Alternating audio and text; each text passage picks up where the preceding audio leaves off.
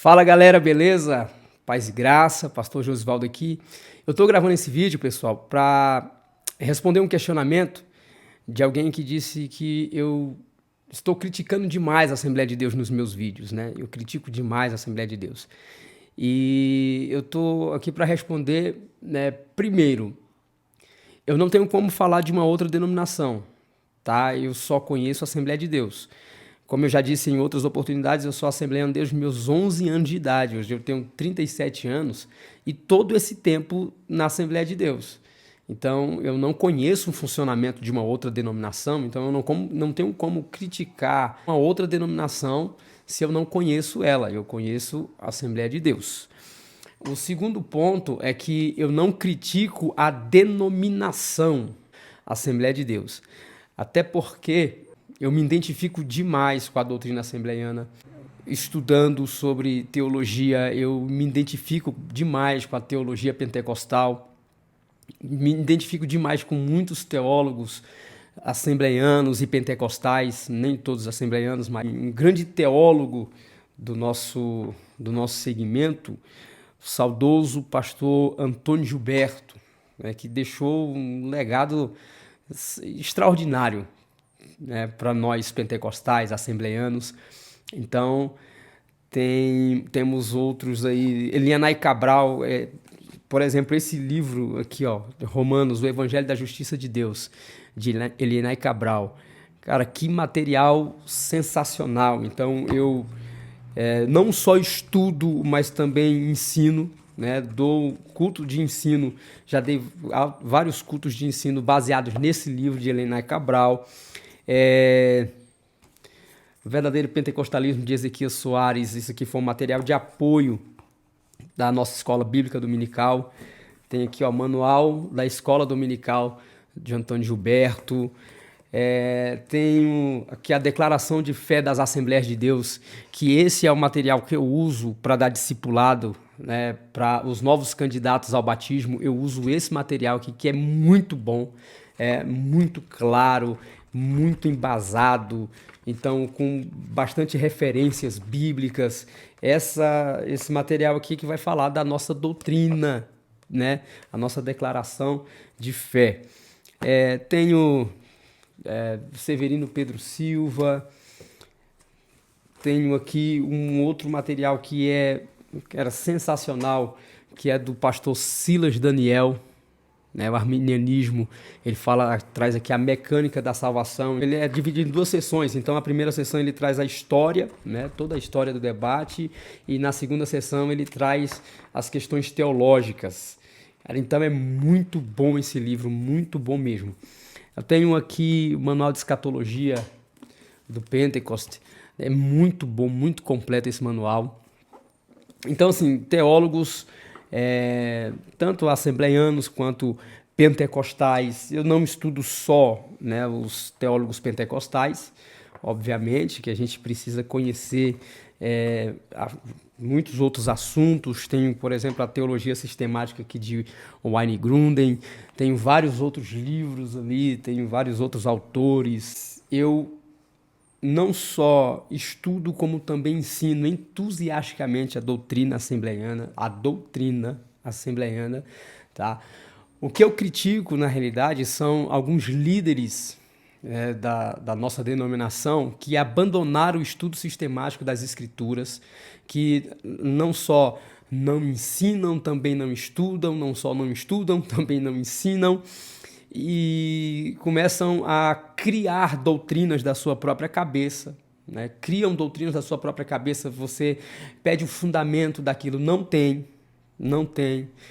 Tem um vídeo, por exemplo, de um pastor que é muito, muito respeitado, homem de Deus, pastor conhecido, ele criticando os assembleianos que usam barba.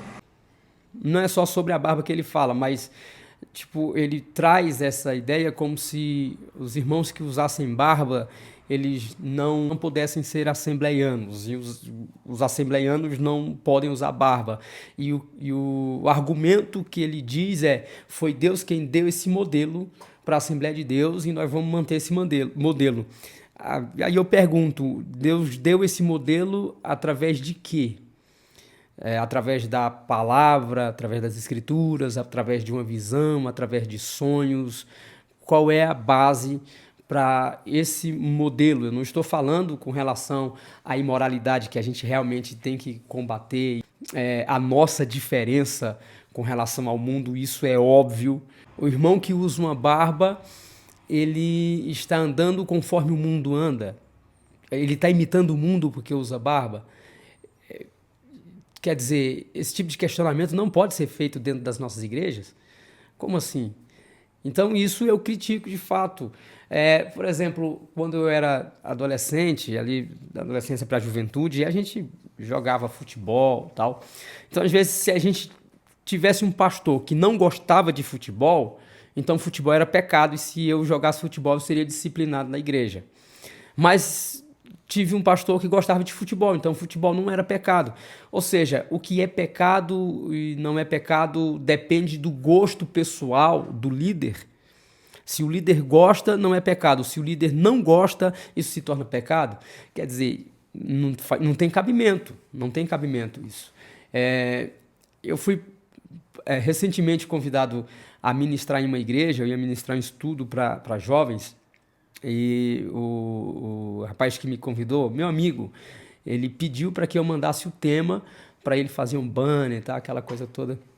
E eu mandei o tema, e o meu tema era metanoia. Eu tenho um estudo, né, sobre mudança de mente e tal. E o pastor dele viu o tema e ele disse que não queria que eu ensinasse lá, porque ele não gostava desse tema. E o pessoal lá, os obreiros, né, o pessoal foi conversar com ele, fala, não, mas metanoia é um termo grego que fala de mudança de mente, de arrependimento. Jesus usou esse termo muitas vezes, o apóstolo Paulo usou esse termo. E ele disse, não, mas eu não gosto dessa palavra. Então eu não pude pregar lá porque o pastor não gostava da palavra metanoia. Então perceba que existem muitos líderes que eles criam doutrina da sua própria cabeça, né, e coloca como regra de fé e prática. A boa cultura deve ser preservada sim, irmão. A boa cultura deve ser preservada, deve ser ensinada, mas a grande questão é o que é cultura e o que é doutrina. Tá? Então quando eu ensino uma cultura como doutrina, e principalmente num tempo como hoje, em que não existe mais ninguém que, assim, pelo menos nas igrejas das capitais, das grandes cidades, em lugares onde as pessoas têm mais acesso ao estudo, não tem um lugar onde você consiga guiar as pessoas dizendo isso e acabou. Não dá. Entendeu? Então, antigamente o pastor falava assim, assim, assim, assim, acabou, e se levantar contra, está se levantando contra o ungido, e já era. Os irmãos obedeciam independentemente do que fosse. Mas hoje não é assim. Você precisa ensinar, trazer a base bíblica para aquilo, até porque nós estamos aqui no mundo virtual, na internet. Então aqui na internet muitas pessoas estão tendo acesso a várias visões teológicas, doutrinárias, diferentes da nossa, e os caras às vezes trazem uma base bíblica, mesmo que deturpada, mas conseguem enganar muita gente, conseguem influenciar muita gente. Por exemplo, nós temos hoje nas nossas igrejas muitas pessoas que não dão mais o dízimo, porque aí eles foram ensinados que o dízimo era uma obrigação e que se essa pessoa não desse o dízimo, ela estava roubando de Deus. E aí ele vai lá, acessa um vídeo, o cara está dizendo, não, o dízimo era para o tempo da lei, era na época que tinha templo, e você não é mais obrigado a dar o dízimo, e na realidade quem estava roubando lá não era um povo, eram os sacerdotes. Então a pessoa para de dar dízimo porque ela entendeu que dízimo era uma obrigação, e ela só fazia aquilo por causa da obrigação. Então, assim, nós não ensinamos direito essas coisas, e as pessoas vão aprender lá fora e elas param de praticar aqui. Então eu não sou contra a instituição Assembleia de Deus, jamais. Eu não critico a denominação Assembleia de Deus. Eu critico alguns líderes religiosos, alguns líderes assembleianos que abriram mão da palavra de Deus e estão tentando guiar o seu povo através de dogmas, de usos e costumes, muitos deles sem uma base bíblica consistente, tá? Então, essa é a minha resposta. Então, deixa aí nos comentários se você concorda, se você discorda, se você tem alguma sugestão a fazer, se você tem alguma acréscimo a fazer nesse meu comentário aqui.